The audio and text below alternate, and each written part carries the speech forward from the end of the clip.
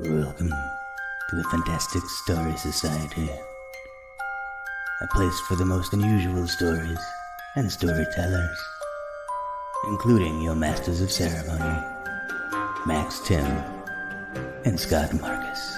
Welcome to the Fantastic Story Society, not a fantastic, but the Fantastic Story Society. Mark. Yeah, how long have we been doing this? It's been a long month, man, but and we're recording on a Monday. So recording on a Monday, the brain is still trying to get used to it. But it's good to see it. You recently got back home to the old Wisconsin. Oldie Wisconsin, yes. Yeah. Last I saw Scott was here in Los Angeles. I'm still in LA.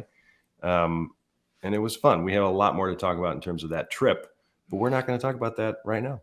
Yeah, no, we had a great time, and that will be our next episode. After this one, you'll be able to see, if you're watching on YouTube, or hear the adventures we had going across the country.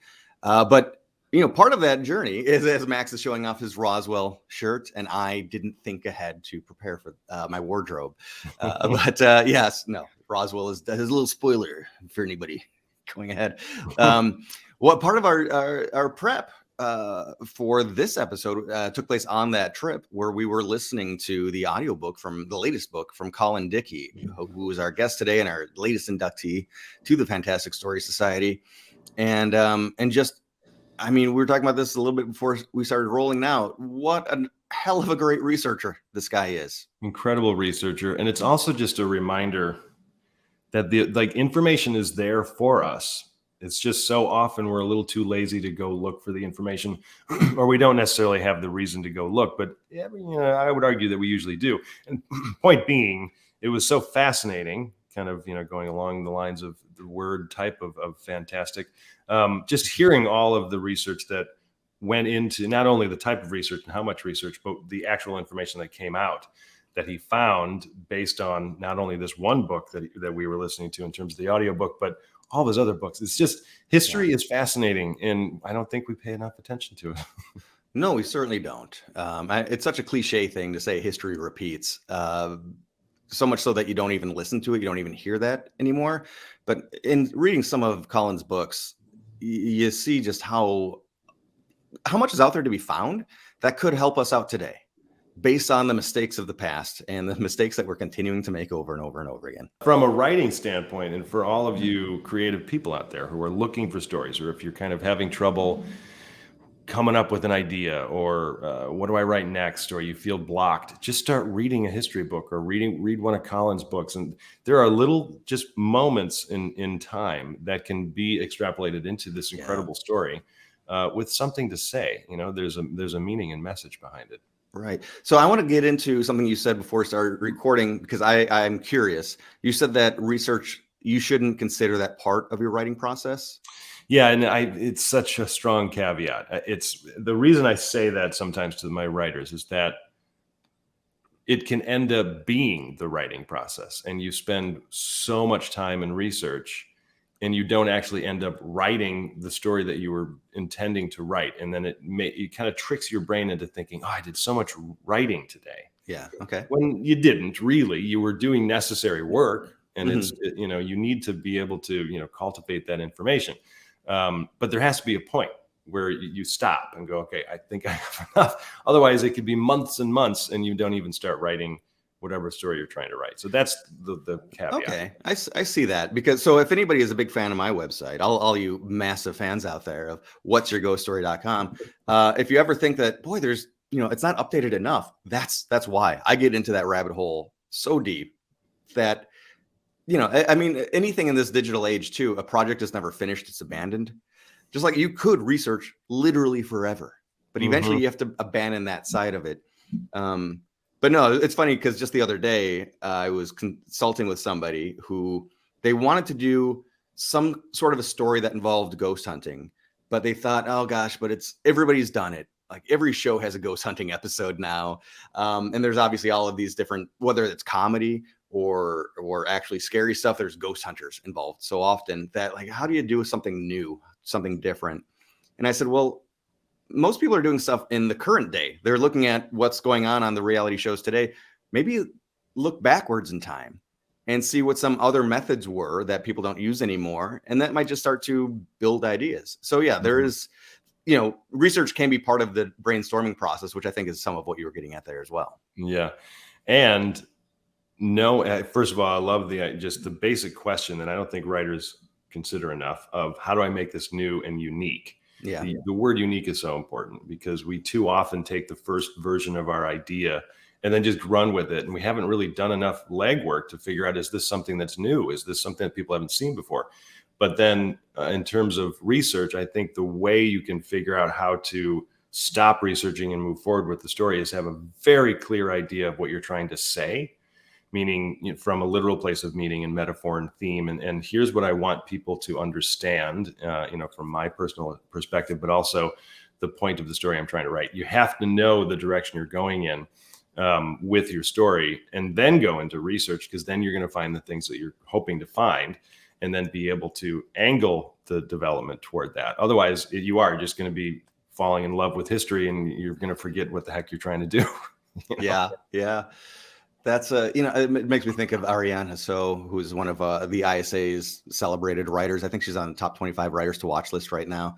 She has an incredible story about that I won't go into it because it's her story. It's not sold yet or anything like that. But it's helping people after World War I.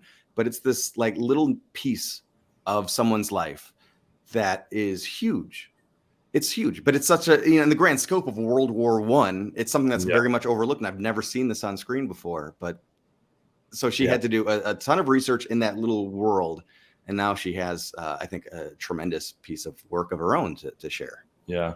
This could be a long, right. lecture of sorts, but I think I try to say this. I mean, I say it in more detail when I'm working with my writers and when we're developing material, but anytime someone's trying to write some form of a biopic, biographical picture or historical account of someone's life, it's so difficult to do a cradle to grave story in 2 hours. It feels disconnected, and the audience isn't able to connect with it if you're trying to show the person at 9 years old and then 17 and then 38 and then 60. It's like, wait a minute, who am I following? Especially if that person's already well known. If the person is not well known, we're already disconnected. So I try to tell people you have to find an angle into the story. Let's find one little piece of this person's life and let's focus on that time period, so that we then, through this experience of that time period, we can learn about who this person was. Plus, it just feels a little bit more interesting. Like Aaron Sorkin with the Steve Jobs movie he did, he took the angle of let's see Steve Jobs before and during each of the major early Macintosh announcements. So I'm going to angle the whole movie where every time, we jump ahead, it's going to be to the next big announcement and event. So there's an anchor there, and we're like, let's learn about Steve Jobs that way, as opposed to let's just see his whole life. And it's just too much to cover. Yeah. So, to bring this back to what we like to talk about usually, more specifically. Spooky shit. Yeah, spooky. Let's keep it weird. So Colin has been somebody that I adore his work. He's got a couple of books out, and we talk a lot about ghost stories and the research into finding the stories behind the stories. But his most recent book is away from the paranormal, but it actually is still in theme with a lot of past shows that we've had. His latest book, Under the Eye of Power, How Fear of Secret Societies Shapes American Democracy, which right away you're saying this is not a ghost story book anymore. And, so I picked this book up thinking completely that this is going to be, the Skull and Bones and the Masons and all of these weird secret societies and the urban legends around them and dispelling them. And there is elements of that, but it is really how much that just the existence of these places has impacted America and Americans throughout the years in ways that I never would have expected. And so I just recently finished the book. When we did this interview, I was maybe halfway through or so. And I do have to say that there are, by the end, some really good crossover moments with some of our past episodes, because he talks about John Ronson going in with Mr. InfoWars. Alex, whatever the hell, Alex Jones. Yeah. I'm so happy I forgot his name for a second. Yeah, really. Infiltrating Bohemian Grove. And he talks about the Bohemian Grove people up there. And he also talks about Richard McCaslin, who is a guy that one of our previous guests, T. Krulos, wrote a whole book on. He was a guy that was one of these real life superheroes and got really into QAnon. Right. And so his book, a lot of it goes back to the origins of America, and even, I mean, truly the American Revolution, the very beginnings of America, and that conspiracy theory was part of all of it, even dating back to then. Yeah. But certainly by the end of the book, it's modern. And I wanted to bring up talk about some of those elements, which we didn't talk about on the episode. Okay. In the interview, I should say. First off, I do have to say also that, this might already start to feel as I, dissed happily, gleefully Alex Jones, that this is not a biased interview. And he even says in the book that research has showed that belief in conspiracy theories is not biased towards a right or left slanting, demographic. It really is out there, and it does hit all of us. And the really big one, obviously, in the last few years is QAnon. And I love that Colin made the point that, the idea that there's this government insider that has this crazy story about not in the government, and he's going to be the whistleblower. I've never thought about this, but why did he choose to break the news on 4chan? This obscure little website that is mostly known for porn and racist ideas. Yeah. And somehow it gained traction. I mean, obviously it gained traction because people were looking for darkness, weirdness there. Yeah. Yeah. But it's just, I don't know, it's laugh out loud funny to think about. Yeah, this guy is going to take down the government through this kind of a website. Yeah. And take down the government, like what? How? By telling people that weird things are happening? I don't know. Eliminating the deep state, quote unquote. Yeah. Yeah. Which, good luck, man. If there is such a thing. I don't know. And then the whole, part of a big part of the QAnon thing is that there's, of course, it's just Democrats that are, sex trafficking kids and killing kids and sacrificing kids to get this adrenochrome, which is almost like a youth serum, as the story goes. Yeah. Colin mentions in the book that adrenochrome is a very easily to create in a lab chemical. So you don't really have to go through the process of murdering children to get this thing. And I've done a little bit of looking into it, and it's got no medical benefits. It's been studied since the 50s. They keep trying to find some way to use this but no, it's inert. It's inert. It's oxidized adrenaline that doesn't really do anything for the human body. Interesting. Right. Yeah. And then he gets into the do your own research movement, which is this idea that, it sounds on the face of it smart that don't just believe everything that's told to you, do your own research. But certainly when you do that, the average person very quickly runs into I don't know how to interpret the data because I haven't spent my entire life learning about this.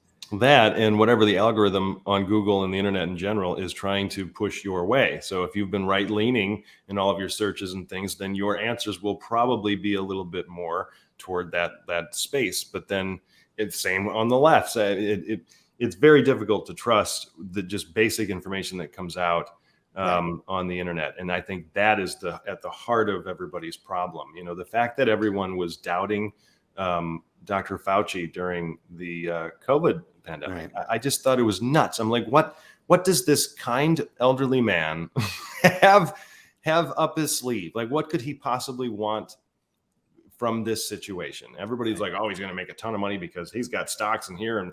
And Bill Gates has all this land in Illinois. Stop. Let's just, that's why I really hope that there is some form of and I am leaning in one direction here, everybody. Sure. But let's just hope we can listen to science a little bit. Just because we're saying let's listen to science doesn't mean we can't listen to faith at the same time.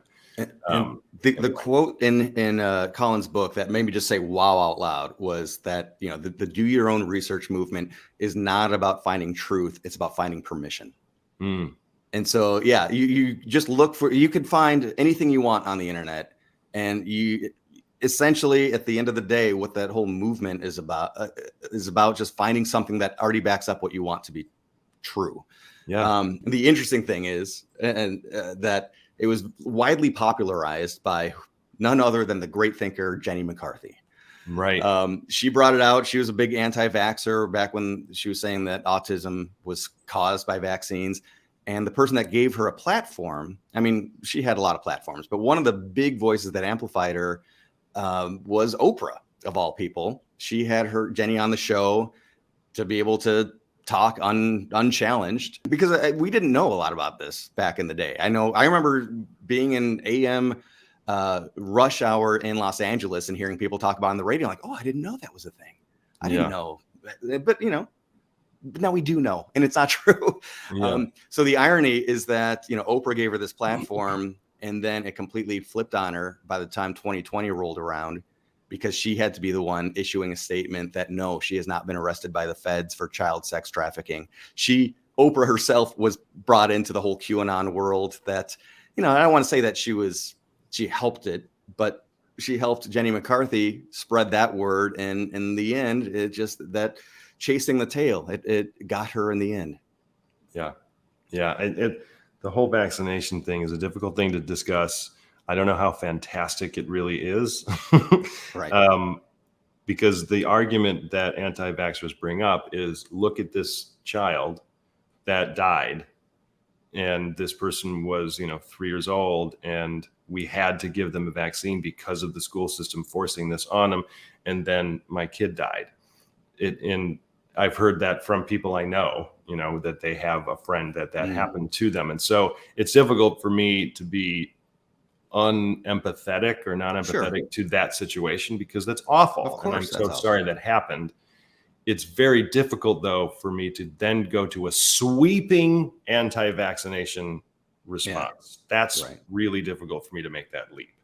So anyway, this is a very long, discussion, but yeah, I think for me with the interview with Colin, it was the kind of realization, like, not that it was brand new, but how what people believed in the past still lives with us now.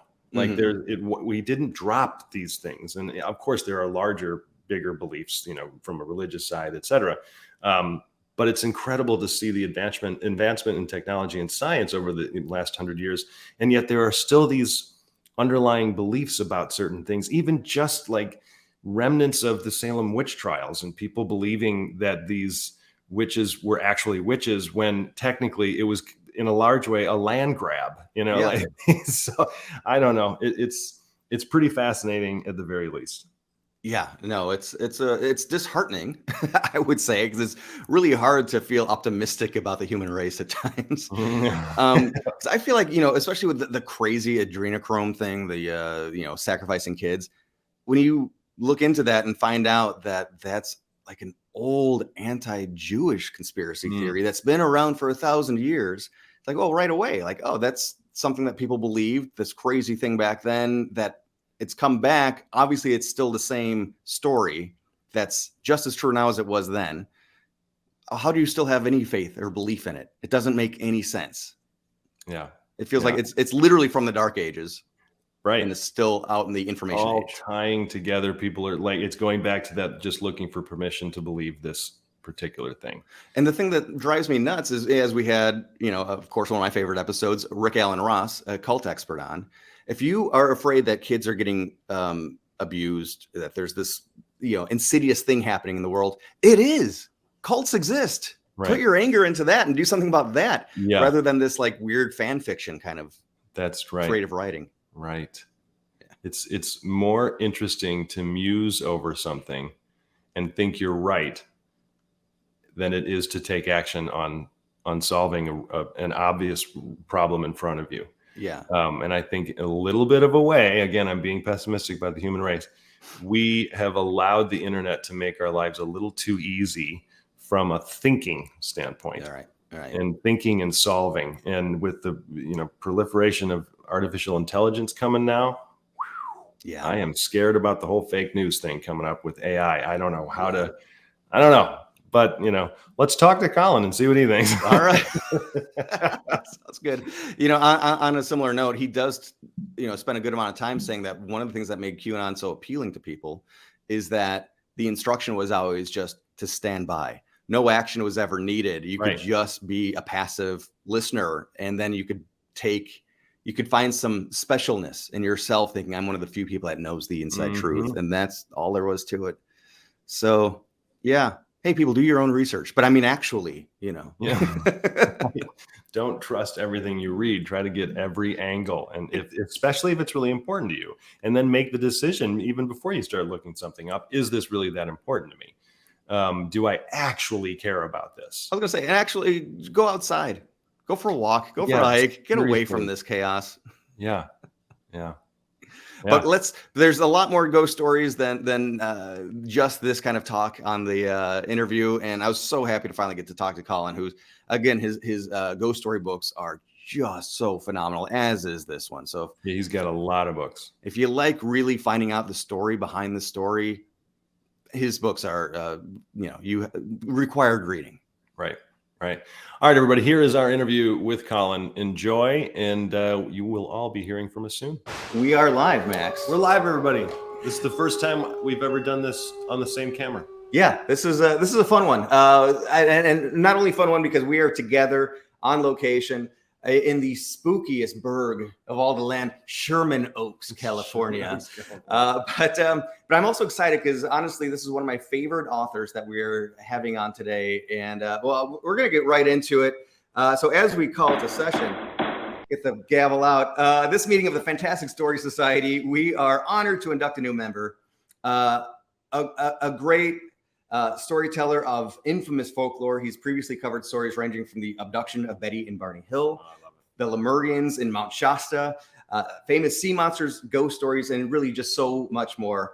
However, his most recent book aims to demystify secret societies, much like ours. So it's really good to have him on our side early on here. So welcome, Mr. Colin Dickey, the newest member of the Fantastic Story Society and author of the How Fear of Secret Societies Shapes American Democracy. Welcome aboard, Colin. Hi there. That's a lot of in the back row. Take it down a notch. Thanks for having me on.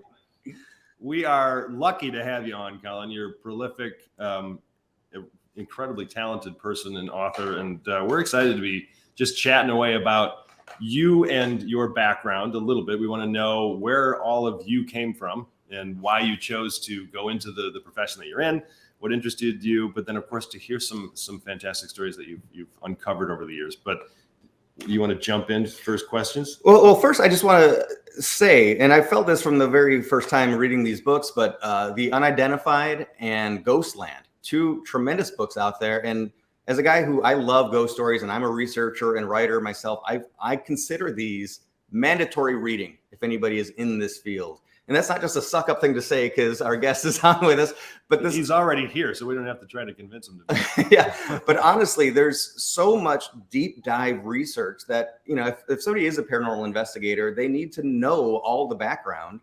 Mm-hmm. And I guess part of what I want to ask about, and we'll talk about a lot of this, is, do you set out, Colin, when you're researching these stories, do you set out to debunk them, or does that kind of just happen as you're finding some more and more truth? No, I wouldn't say I set out to debunk them at all. No, I'm totally fascinated. I mean, Ghostland came about because I wanted to write a biography of Sarah Winchester. And I grew up with the story that, she was like a spiritualist who was sort of, pathologically grieving the death of her family and had built this strange house. And I thought it was such a cool story. So I just was going to write that. It was going to be a story about this woman. And I thought I would just kind of bop up to San Jose, hit some, historical archives and some libraries, find some letters and some diaries, some newspaper clippings, and just kind of tell that story. And I couldn't find the story, which was very weird.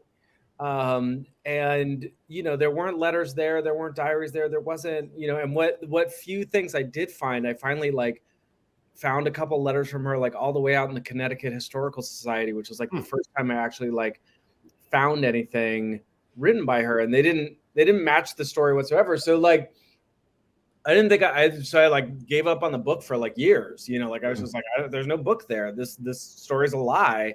I can't tell this story, you know, in good faith. And people are like, well, maybe make it a novel and then you can sort of fudge it. And I was like, yeah, that seems not exciting. And so only gradually did I figure out that I could write something about the fact that the story was a lie. So it wasn't like I didn't set out to debunk anything. I just sort of set out to like want to write about this house and sort of trying to figure out the best way to do that, I guess. So yeah, that's kind of how that happened. What was the year when you first started diving into the writing of it? Oh, so my very first book with this small publisher came out in 2009. And almost immediately after that, I was gonna do this Winchester book. I thought I was just gonna bang it out. So like late 2009, early 2010, I started making trips up to San Jose from LA, where I was living at the time. So yeah. So, cool. And yet that's something that kind of happened more than once. I have to imagine, because you have gotten down to the core of so many issues. That is the basis, I guess, the story behind the story often. And it's, again, demystifying in a lot of ways. I still think it's fascinating to learn, you know, whether it is Mount Shasta and really what was going on behind there, or I don't know. I love your take on the Betty and Barney Hill abduction stories as well. There's almost too much to talk about. Right. we're a huge fan of all these topics. Cool. To go back to the Winchester story, though, what eventually convinced you, okay, now I have a book here? Oh, so a couple of years into it, Mary Jo Ignofo's book, Captive of the Labyrinth, came out, which was sort of the first kind of historical like biography of Sarah Winchester, which confirmed a lot that I had already knew and sort of filled in some other stuff. And like, and it was like, I mean, it was great. And also like, I was like, okay, so I definitely can't do that book now. That book has been done.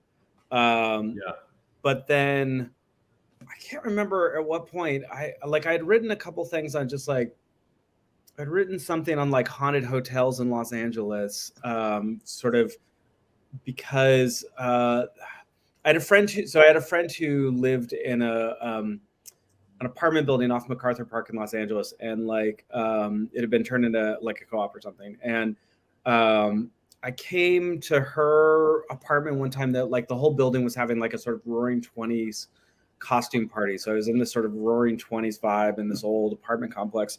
And it was like a week after that, maybe not much longer, maybe a few weeks after that, the news broke that the super had found this chest in the sort of basement of that building, which contained the sun is in my eyes right now. This chest contained the mummified bodies of two infants that had been sort of, nobody knew the story, and the story sort of like unraveled a little bit, but there's still a lot of like gaps in it, sort of not entirely clear what that was all about. But it kind of triggered this whole other kind of parallel story about sort of ghosts and that kind of thing. And so I just kind of started writing these kind of separate narratives that were about haunted places and haunted buildings, but weren't about the Winchester house. And at some point, yeah, it just sort of clicked that I was like, oh, I could do a kind of like a whole bunch of these like around the country. And like I started with like I was going to do 5, and then by the time I wrote the book proposal, it was like 11, and then I think the book ends up there's like 21 or 22. So it got increasingly out of hand. But yeah, so yeah, nice. Cool. Well, and then it's interesting to me the segue from getting to the core truths of these legends to now your most recent book, which on the face of it, I mean, again, the title is Under the Eye of Power: How Fear of Secret Societies Shapes American Democracy. It's not in here, and literally it's not in the title, but conspiracy theory, it just drips of that, which again is, where the hell's the truth anymore? Mm-hmm. Is there an obvious segue from doing that type of research to leading you down this road? Yeah, I mean, the connection that really like binds the last 3 books I did, both Ghostland and The Unidentified, which, you know, as you've sort of intimated, it's about UFOs and cryptids. And this book on secret societies. I think in all 3 of them, there is a fascination in things that are hidden, things that are invisible in various forms, but that still have an impact on the world, or you know, belief in such a things have an impact. So I wanted to look at things that were like kind of not provable in any meaningful way, but yet people believed, and that belief sort of drove American culture and American history. It's sort of like things, you know, things that were not religion per se, but were sort of, you know, I think like my feeling about secret societies is that ultimately it's a sort of quasi-theological belief anyways, this belief that the Illuminati is sort of, you know, all-knowing and all-powerful, and everything that happens in the world as a result of them, or the Rothschilds or whatever, is itself, I think, a kind of theological story. And so all 3 of them are kind of like ways of approaching a kind of you know, evidence of things unseen, and how that belief system kind of moves through the world. So God, there's so many questions about that. I mean, I think there is this, especially in today's culture, currently right now, this obsession with distrust almost. And I think that's you know, I think you would all agree that that's primarily how and where these conspiracy theories come from. This is a weird question to ask, I guess, and it's probably too small of a question for how big the answer could be. But why do you think people are so enthralled with? Here's an example. I leased a new car about 2 weeks ago. My sales guy found out I live in Los Angeles, and he immediately was like, "Are there any cults? There are cults in Los Angeles, right?" And I was like, "Not that I know of." And he was full on like, "Oh, well, you wouldn't tell me anyway." Like, he really believed that there's stuff going on. And I don't understand why there's a need to even go there. So I don't know. What is your opinion on that? I mean, where was this? Where was he? He's in Wisconsin. Oh, okay. Yeah, I mean, I think that, so the structure of The Unidentified, my last book, was this idea that we sort of have this idea of like a borderland or a frontier that is sort of on the edge of civilization. It's not the complete unknown. It's right at the edge. And that we put monsters there. We put cryptids, we put UFOs. You know, UFO sightings always happen, you know, in the desert outside of Los Angeles, in the desert outside of Vegas, or, you know, in the woods just outside of New York, that kind of thing. You know, cryptids are always like, you know, Mount Shasta, close, but kind of remote, you know? Yeah. And so there's that relationship between the kind of borderlands and these monsters. And I think what I realized with The Unidentified is there's a similar process going on, that there is like, we want to believe that there is a kind of fringe of civilization, a kind of edge of normalcy, of where culture starts to break down, and sort of, you know, it's populated not by monsters per se, but by sort of groups that are sort of fundamentally different. And I think if you know, I think the idea that California is a place that is like wacky, that like is actually like doesn't actually follow, isn't actually held together by laws, like it is somehow a kind of wild west, is something that I think for people, you know, in certain parts of the country, I think is a kind of a way of reassuring them about their own landscape, you know, or something like that. But yes, and that would be populated with like cults and weird shit. Yeah, sure. Right, yeah. And I just have to think. So we had on a few episodes ago Rick Allen Ross, who is one of the world's most, you know, foremost experts on cults, and you know, he's a guy that gets death threats directly from cults, and he was attacked most strongly by a cult from Wisconsin, up in Shawano, Wisconsin. That's right. So I mean, cults do exist elsewhere, not just California. Yeah. Right. No, it's more the idea that like California is like, you know, this kind of place of dreams to begin with. Yeah, I think so. Yeah, I don't know. I think there's this need to be in control, and in some ways, if someone believes that there is this conspiracy behind this, then at least they have a part in it or something, or that they can say, I told you so, or they can be prepared for it, or maybe that's part of the psychiatry. I don't know. But it doesn't really, I used to be, when you and I both, like as we were getting close to 2012, all this talk about the Mayan calendar and everything, I really got into some of these conspiracy theories just for the fun of it. I just thought it was kind of neat. I didn't actually believe that they were going to happen. I miss conspiracy theories being fun. Right. Sure. Yeah. Yeah. I mean, I don't know if like, I think that I grew up on like the X-Files and Twin Peaks, and I wanted to kind of understand how that stuff went from being like, oh yeah, maybe there's something in the sky, to, you know, buy gold in food lockers because the Democrats are going to take your guns kind of crap. So right. We're trying to figure that out. That genealogy it has gotten a little out of control, but anyway, you know. Well, on the idea of powerful groups, I mean, I've got a whole bunch of notes because there were just so many themes or ideas from your book that just like, wow, that's interesting to think about. So I don't even have fully formed questions in some cases, but just like, here's a topic that you mentioned. But first off, the first time we had a third party in a presidential election, like a true third party, it was an anti-Masonic party because there was a fear of the Masons. I'd never heard about that. Interesting. Before. I didn't know that either. That's wild. And we just did an episode at a Masonic temple as well. So now, you know, I guess we're on the wrong side of that one. Which temple? Oh, up in Madison, Wisconsin. Okay.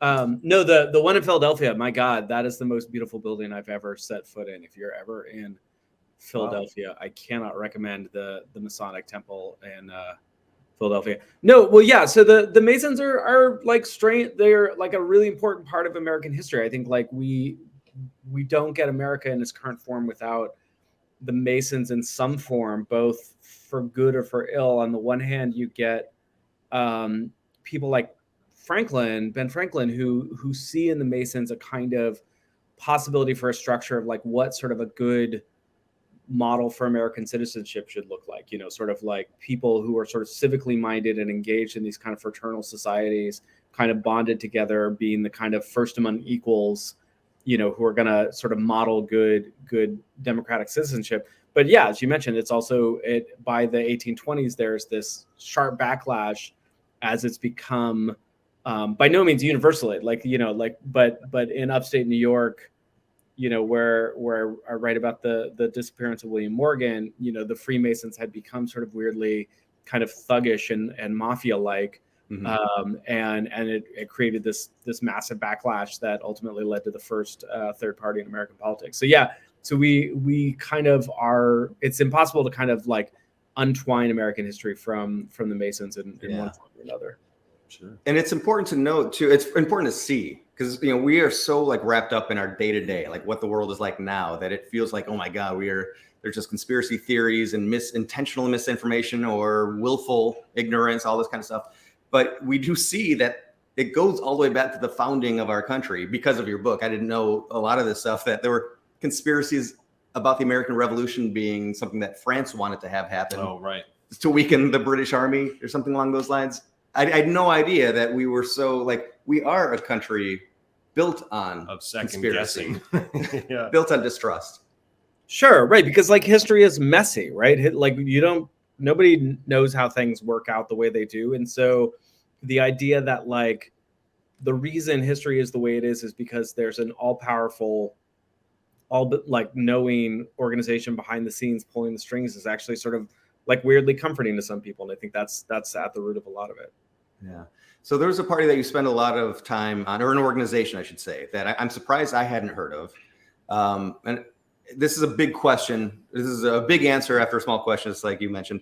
A lot of those. If you could, for other people like me that didn't know about this, describe a little bit what the Know Nothing Party was. And then, like, to you, what was the most fascinating thing to you as a writer, researcher about them?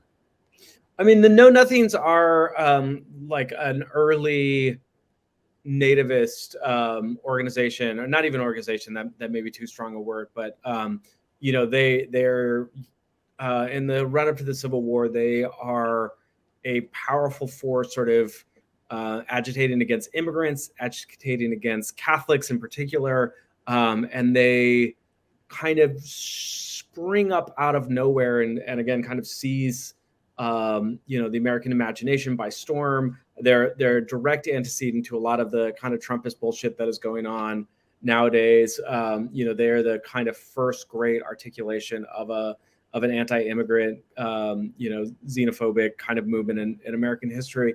And so I don't know what I found fascinating. I mean, like partly again, because they were kind of secret society. One of the things they hated Catholics because the belief was that Catholics couldn't be democratic, that Catholics would do exactly what, their priests and the Pope in Rome told them. And thus they couldn't be sort of enlightened, objective, democratic citizens who could, just participate in politics. And so there was a lot of, attempts to sort of mandate that Catholics had to be American citizens for 21 years before they could be allowed to vote, kind of just to kind of like try and sort of like frustrate this. But they, so this idea they hated Catholics because they would just vote in lockstep to do as what they were told. But the Know Nothings got their power because they voted in lockstep. These sort of secret lodges would decide, we're going to back this candidate, and all the Know Nothings would turn out and do exactly what they would get that guy elected. So there's a kind of baked in hypocrisy. But, I think what was fascinating to me was particularly by the 1850s, or the second half of the 1850s. First half of the 1850s was kind of the great heyday of the Know Nothings, as they kind of swept to power and won a lot of congressional seats and, governorships and that kind of stuff. But then the Republican Party, the sort of nascent party of Lincoln, managed to sort of co-opt the Know Nothings in this kind of fascinating way that I go into the book. I don't know that I can really sort of sketch it out in detail here, but are able to basically redirect their ire about Catholic conspiracy theories to, what gets called the slavocracy, the idea that the American government has been captured by rich elite slave owners in the South, and they are sort of wrecking American democracy, which is turned out to be a more compelling story than a sort of straight abolitionist message, because a lot of white Northerners didn't really care much about slavery one way or another. But to the extent they were farmers and planters themselves, you could convince them that they were at a disadvantage because these rich slave owners were using, enslaved free labor, and thus making it harder for them to, these farmers in the North to compete. So yeah. No. And of course, that same kind of that sentiment, and let's be honest, it's a fear. I mean, all these things they trade on fear. The idea that there's some powerful something in the shadows that's not looking out for you. That's something that Kennedy even had to overcome as who would become our first Catholic president. Mm-hmm. And that was a sentiment still that was lingering around much later. Mm-hmm. That he's just going to be a puppet for the Pope. Yeah, exactly. I mean, like the anti-Catholic sentiment is sort of a hugely prevalent one in the United States, as you say, until Kennedy. I mean, one of the weirder stories that's in the book is this guy, this ex-Catholic priest, Shaniqua, I think his first name is Alphonse, I forget, who comes to the United States from Canada in 1850, gets involved in a defamation lawsuit, and hires this young lawyer, Abraham Lincoln, to help him win this lawsuit. And from all anybody can tell, that's the last he ever interacts with Lincoln. But after Lincoln's assassination, Shaniqua publishes this book where it's this sort of ersatz memoir where he says that, I in fact stayed in touch with President Lincoln. I was his closest confidant. I went to the White House regularly, and my buddy Abe used to tell me that there was a secret conspiracy, and the real people behind the Civil War were the Jesuits and the Catholics, and that if anything ever happened to him, it would be because of Jesuit assassins. And so this book, which is a pretty significant bestseller, re-ups this kind of anti-Catholic paranoia in the wake of the Civil War and Lincoln's assassination, and sort of just these things spiral again and again. I mean, so we see it over and over again, pretty much until Kennedy. Wow, and that was just an outright lie. Yeah, but it was a compelling one for we'll say white Protestant Americans who had just been through a traumatic war, and it was a way of shifting the meaning of the Civil War away from slavery, away from emancipation, towards this idea that in fact America was fine and whole and unified, but it was sort of destroyed from within by these Catholic saboteurs. So it was not a universally accepted sentiment, but it was a useful one if you wanted to downplay the role of race in the United States. So people bought it. It has such staying power, unfortunately, these ideas, these fears. I mean, we had Jason Wolner on recently, who was Borat writer, director, among other things. But I mean, that film did such a great job of making fun of these conspiracy theories or stereotypes, or honestly QAnon beliefs, a lot of them. And that they do back, and they did this great series on debunking these things. This is separate from the movie, but it goes back to like medieval beliefs, like anti-Jewish sentiment. Speaking of going back really far, we were both impressed at the depth of your research. When you are going through and trying to find the truth behind the story, you have pulled some incredible pieces from probably dusty books that haven't been read since they were written in some cases. What is your secret to really, getting to the meat of really hard to find research? Oh, I mean, thank you. I appreciate it. I do rely on a lot of academic scholars and their monographs. And so I want to give credit where credit is due. I cast a wide net. I spent a lot of time reading like journal articles and stuff like that. And, I mean, unfortunately, I wrote this book, I wrote it 2020 and 2021. So a lot of that research, I just couldn't do physically. Like a lot of it was like, I couldn't travel. So I had to do a lot of it kind of remotely.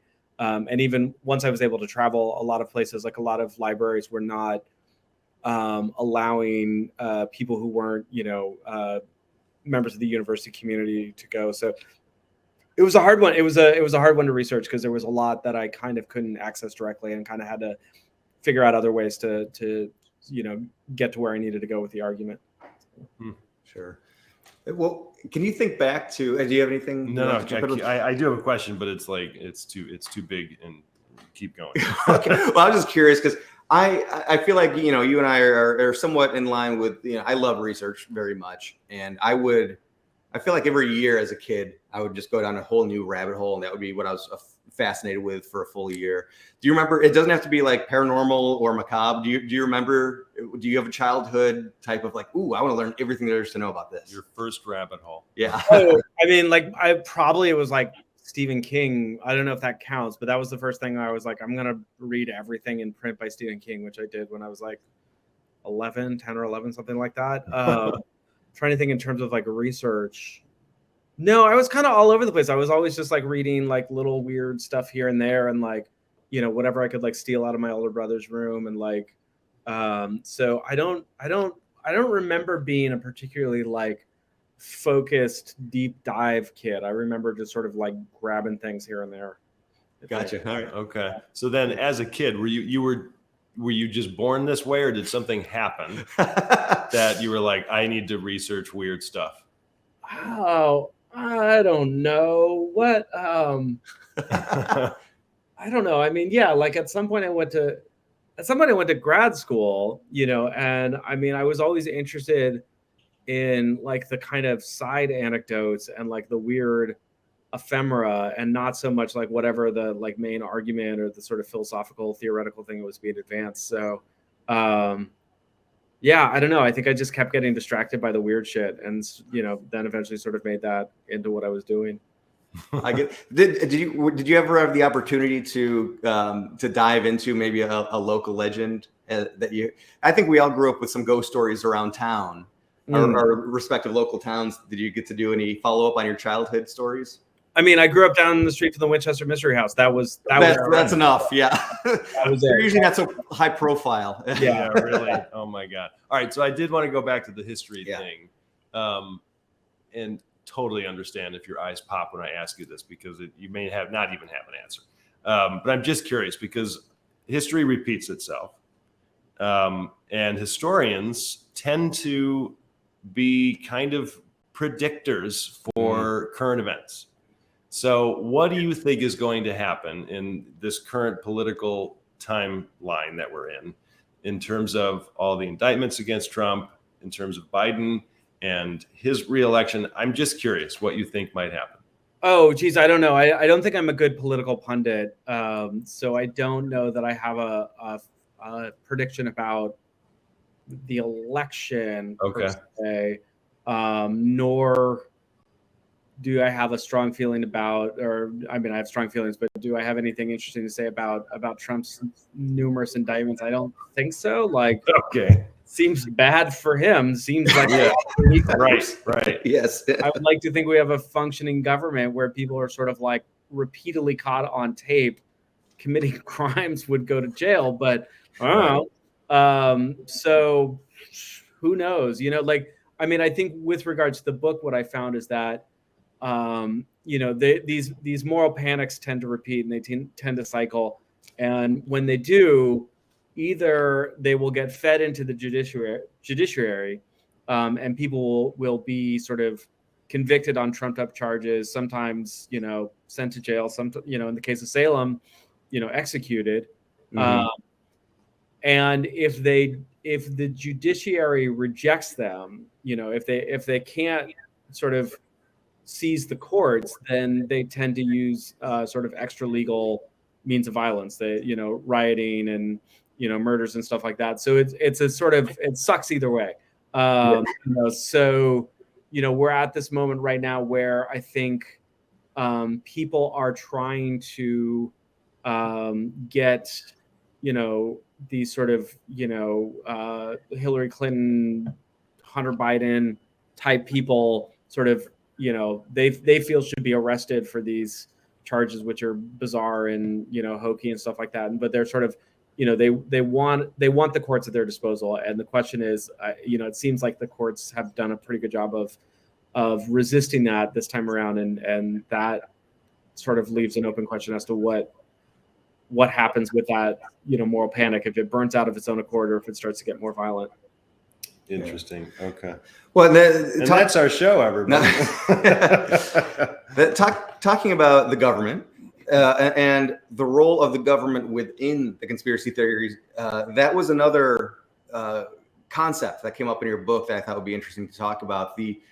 Where is the government? Is the government the victim of these conspiracy theories or the perpetrator? And that seems to have evolved a little bit.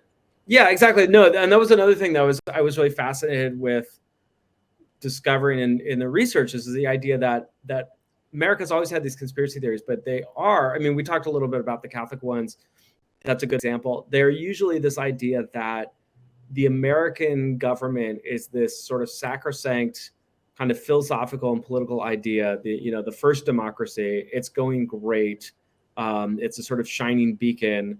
And the main threat is from external saboteurs. It's from the Pope. It's from, you know, the Bavarian Illuminati. It's, you know, it is from some external force that is threatening to undermine this great sort of political institution from afar.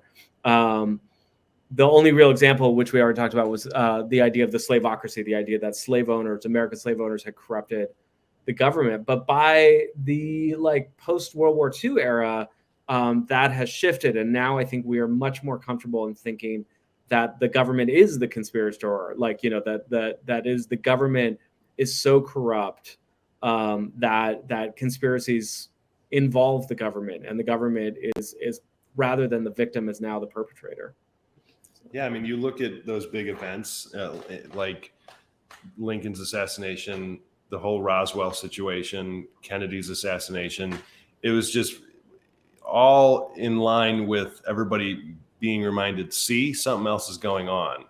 Yeah. And it's the government that is in play here, Is it feeling insecure that our government, like these things can't be happening out of our government's control, so the government must be doing them? Is that maybe an idea? Interesting. Yeah. I mean, partly it's that, like, the FBI and the CIA got out of hand, and we, that stuff came to light through the COINTELPRO break-in, and the church hearings and like that kind of thing. So part of it is just grounded in fact, the Tuskegee experiment, that kind of stuff. Oh gosh, yeah. So the other thing, like I talk a little bit in the book about Eisenhower's, departing speech, where he talks about the military-industrial complex. This idea that, like, I think that, like, this bleeds a little bit into the unidentified. I think a lot of it has to do with the Manhattan Project, right? Here's a thing that does happen in complete secrecy. That they do a fairly good job of keeping the world from knowing about this. And then all of a sudden, this weapon of absolute destructive power, unlike anything has ever seen before, sort of seems to come out of nowhere, right? And I think that opens up the possibility of this idea that, like, what the fuck else is the government doing in secret, And so, so I think, like, there's just like a series. I think the conspiracy theories about the government are sort of rooted in various kernels of truth, and they just kind of build through the second half of the 20th century, and it becomes just sort of like a kind of article of faith that the government is trying to fuck with you in some way, shape, or form. Right. God. Well, we only have maybe 20 minutes or so here, so I want to hear some ghost shit. I want to hear, and maybe if you have some questions that you want to go into first, Scott, I'm just kind of jumping in. Well, actually, because you mentioned how there's, the Oppenheimer of it all, the link between the unidentified and maybe Eye of Power, there's a crossover. I was curious, in your writing and your research, has there also been any crossover type stories between your books and the food that built America? Oh, as I know you're a writer on that show. I was asked to write something by the Smithsonian about the Good Humor Truck, and I couldn't really exactly figure out why, other than that I kind of needed the money, and I took the assignment at the time, and I wrote, I think like a 2,000 word piece on the Good Humor Truck, and then like a month later, the people, the producers of that show, The Food to Build America, were like, will you be on the show? You are the expert on good humor. And I was like, you guys, I literally wrote 2,000 words that I researched for like, a month and a half. And they're like, you're it. There's nobody else who knows anything about this. So, so that's the show I did. I mean, like, that was like August of 2020. Film production had like just started, so it was like still there was like a lot of COVID protocols, and they filmed me in a uninsulated, unair conditioned warehouse in Williamsburg, New York, in August. And it was, and even worse, you had to talk about ice cream. Yeah, no, it was grueling. Yeah, like if I look annoyed in that segment, it's because I am like watching all of the water in my body just like leave right in front of me. That was a rough shoot. So I was really hoping that there'd be the haunted curse of the Good Humor Truck, though. That would have been really. Yeah, no, I mean, there's some. Yeah, no, I don't think there's anything worth connecting the two of them. All right, yeah, no, I want to hear some ghost stuff, because you've delved into ghost stories quite a bit, obviously. And first of all, you mentioned it earlier that you don't necessarily set out to disprove something. A lot of times it happens mainly because a lot of ghost stories are just legend, and it is actually based on something that, well, it's hard to say that a ghost story is factual. You really just talk about the experience that someone had. Yeah. So, have you had any personal experiences? You brought up this idea that you go to a lot of these locations when you're researching them. Have you had anything weird happen? And do you consider yourself more of a skeptic now after writing all these books?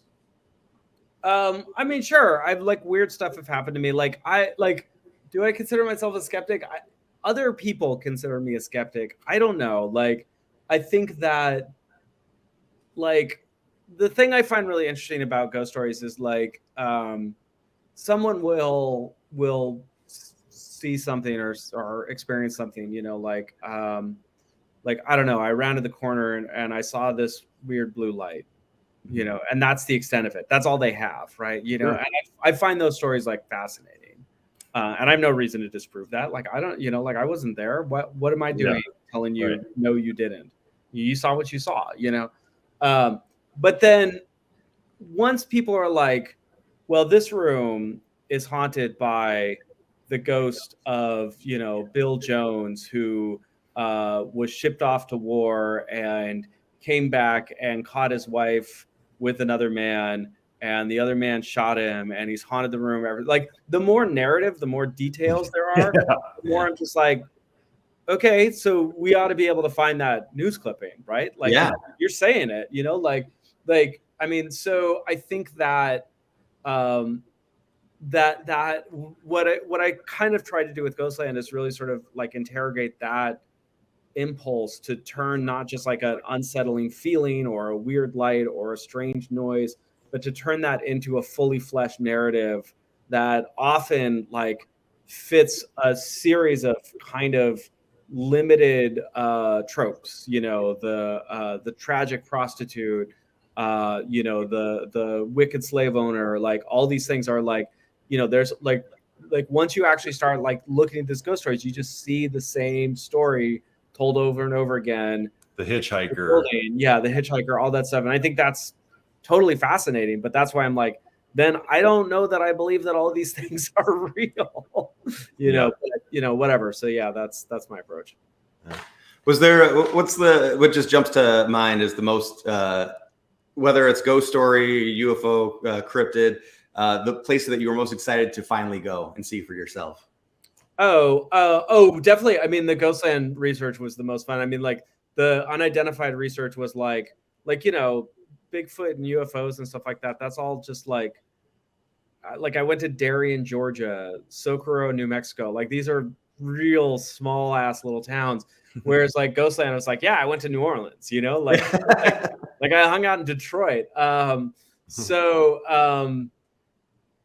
mean, yeah, the Lemp Mansion, that was in St. Louis, Missouri. That was like a really cool, weird place that I was doing a road trip cross country, and that would, you know, stop there. And that was a cool place. Did I? No, sorry. I came back separately. No, I stopped at the Lemp Mansion, but I couldn't stay there because I had my dog with me and they didn't let you have dogs. So the Lemp Mansion, I took a separate trip. I had a friend who was from St. Louis and she had to go home to visit her family. So we met up there and like took that tour. And that was super fun. It was like, there was a like thunderstorm. I think I put this in the book because there was like a thunderstorm happening outside, like real, like straight out of like a Disney sound effects album. Like, it was really, really like stunning and really great. So yeah. That's actually on a practical level, because a lot of our viewers or listeners will, I guess both, are part of the International Screenwriters Association. So we will have a lot of writers and you know, other types of storytellers, filmmakers. So on a practical level, I was so impressed that you covered stories, like you said, you know, Winchester House to New York, and even in my backyard, the Stickney Mansion was something that you talked about in Illinois. How were you able to do that all within one book? Were you already on a tour? Were you making these separate trips? How can you possibly go to all those places just to write one book? You know, I have a day job, and so my book advance helped fund that.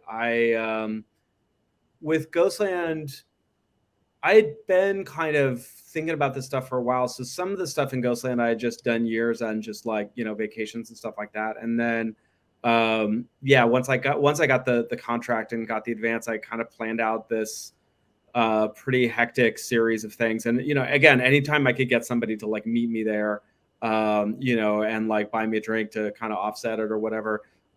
So with the unidentified, I had a car in California that I needed to move to New York anyway. So I had to drive this car cross country. So I planned this like elaborate trip where I tried to hit as many different places that I knew I wanted to research. And how many days was this? I think it was like 7 or 9. So like Okay. we went down. My friend Jason Brown and I went from like the Bay Area down through Vegas and Area 51, and then we went out to Socorro, New Mexico, and then he flew home from Albuquerque, and then I went. I had this long stretch from like Amarillo up to like Iowa City. That was kind of brutal day, and then It's boring. We just did that trip. yeah, so there's always that hard stretch. And then I went because I was going up to Zion, Illinois, because originally that book was going to be about. It was going to have some bits about flat Earth, and I wanted to go to the flat Earth town in Illinois, and then from there I kind of snaked through Indiana and Kentucky to see the meat shower, and kind of wound up sort of in DC or something like that. Yeah, I can't quite remember, but yeah, so it was kind of all over the place. But you know. Everybody who's listening, he mentioned so many things that you just make note of it and look them up because they're all fascinating. Yeah. The meat shower is a crazy story. Yeah, the meat shower is really the Great Kentucky Meat Shower, which is in many ways the kind of arc of the unidentified, and one of my favorite things to write about. So, you know, by all means, check it out. Yeah. So Well, I loved how you, in that same chapter, I feel like such a nerd because you can mention one thing like, oh yeah, like on the next page you talk about, but he knows how it you all. really get into Charles Forte in that area, and also the contradictions. Like we have to thank him for so much, but how Charles Forte, who is the Fortean Society is named after, that he cataloged so many oddities and encouraged people to question science while not being scientific at all in his approach. the natural ironies. Yeah.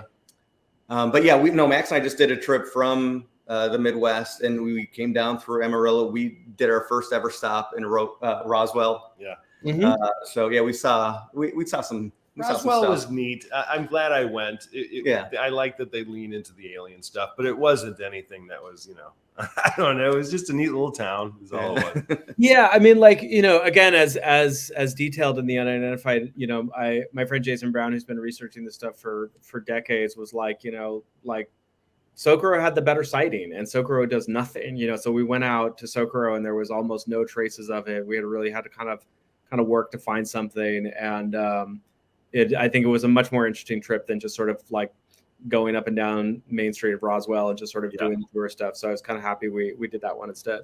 Where is Socorro compared to Roswell? In what direction? It's not close. It is, I think, 45 minutes from Albuquerque. I can't remember where Roswell is on the map right now, but It's like southeast-ish, yeah. like East Alamogordo. Okay. Interesting. Socorro. Cool. So we'll have you do your fantastic story. So I'm going to give you another couple of minutes here. But the book that is out now, just came out a week or two ago now, is Under the Eye of Power: How Fear of Secret Societies Shapes American Democracy. And Colin, is there a place that you'd like to send people to get the book? Just anywhere, or is there a certain? No, yeah, anywhere books are sold. Yeah, like whatever is great and convenient. It's everywhere. It should be everywhere. So no, I'm just stoked if people are interested. So Yeah, sure, go get it. Yeah. So, any favorite story that you remember writing that you just lit up about? Like you were like, "Wow, this is fascinating. This is really cool. We'd love to hear it," and just kind of use a little story time. Yeah, and even why to you it was exciting. Yeah. Oh, so something that's in Under the Eye of Power, which, or sort of is mentioned, but I kind of had to cut some of the stuff out of it, is the story of Denmark Vesey in Charleston, South Carolina, who was a freed black man in 1822, who was arrested under suspicion that he had sort of organized this conspiracy of enslaved Americans who were going to rise up, basically murder as many white people in Charleston as they could, and then sail to Haiti. And they, had gone so far as to like acquire white powdered wigs and weapons, and this sort of conspiracy was all undone. So him and a bunch of other people were convicted of conspiracy and executed. And through the years, the historians have sort of debated whether or not there actually was any conspiracy, whether or not this was in fact sort of trumped up by sort of a bunch of paranoid white people looking for an excuse to pass more restrictive laws, and sort of needing a scapegoat. Although I think the general historical consensus now is that it was a legitimate conspiracy, and you know, I talk a lot about that in the book. What's fascinating is that there are no contemporary depictions of Vesey, so nobody knows what he looked like. And I went to Charleston sort of not knowing what I was going to do, and I started kind of going around to the various kind of monuments. There's a painting of him in the Slavery Museum where he is preaching, because he was a preacher, but his back is to you. He's sort of, you see the people in the audience, you see their rapt faces, but you don't see him, as sort of a way of getting around the fact that nobody knew what he looked like. And then there's now like a statue that sort of depicts him, where you can call a number and a pre-recorded voice will sort of tell you more about him as though it's him. And so I was sort of like just charting all these different kind of ways in which he was commemorated in the city, for better or worse. And I wasn't sure exactly what I was doing, but like the central square in Charleston is, kind of bounded by a bunch of, hotels and nice restaurants, including this, I think it's an Embassy Suites, which is this kind of castle looking building, kind of, unexpectedly narrow windows and a kind of, the kind of crenellated top where you would, like expect archers to fire, whatever, and so, and this building used to be the Citadel, the South Carolina's like sort of homegrown militia college. The Citadel itself has moved out a little bit a ways, but that's the original building where the Citadel was founded. The Citadel, which was founded in the wake of the Denmark Vesey plot, basically because South Carolina realized that the people that they had enslaved wanted their freedom and were willing to do violence, and so basically decided they wanted to train white men to basically be this kind of standing militia to enforce slavery. And I was, I go into the Embassy Suites. I'm talking to like the desk clerk about the building, and he's like, yeah, well, when it was built, you needed a place in case there was like an uprising where like basically the white people in the city could like be safe, like it was built as a garrison. It's like a fortified spot. And it was just one of these moments where like, when you think about castles or fortifications or walls, you think about like the edge, you think about the border, you think about, the demilitarized zone or whatever between warring countries or something like that. You think about the castle that's got the wall that protects the city from inside. Charleston's frontier is everywhere because the war was between two halves of its own citizenry. And so for all of like the kind of statues and paintings and attempts to memorialize them, I think like the most shocking and durable memorial is this Embassy Suites, which is a testament to how like paranoid the white people of South Carolina were, that they like basically turned their own city into a perpetually fortified battleground because they were sort of riven by this kind of paranoia over this horrible injustice that they were perpetrating. So that's a weird story, but that's my story. No, I love that. It's a great story, and it reminds me of just all of these relics from the past that are around today that we kind of often go by without noticing, especially if it's in our hometown, because that's just how it is. Yeah, but that is fascinating that relic remains as a reminder. And you do speak a lot about a lot of different conspiracy theories that leading up to the Civil War. Even Lincoln's, as you talk about, Lincoln's a house divided against itself cannot stand. The rest of that speech is rife with conspiracy theory, which you wouldn't have thought, but Lincoln, he's not above it either. We all are susceptible, just like we're all susceptible to cult thinking at times, I think. I want to, before we end it, I want to thank Luke Eplin, who is the great author of the book Our Team, who was the one that suggested, well, you have to talk to Colin Dickey, and he was right. So shout out to Luke. Yeah, shout out to Luke, who's a fantastic guy. I like him a lot. Yeah. Well, I think a round of applause. I was hoping that. Oh, okay, I can do that. There we go. We'll bring the everybody back. But no, thank you.